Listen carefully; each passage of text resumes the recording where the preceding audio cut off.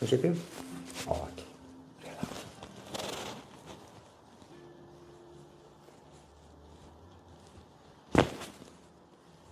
Au! Jesus! Bubuială. Da? Tu, da. E bine? Bubuială. Da.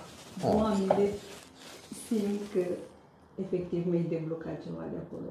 Nu știu. Ok, vedem până la sfârșit, da? Da. Ok. Relax.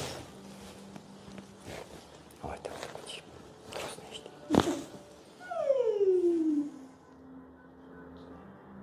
E foarte bine. Mă simt usurată.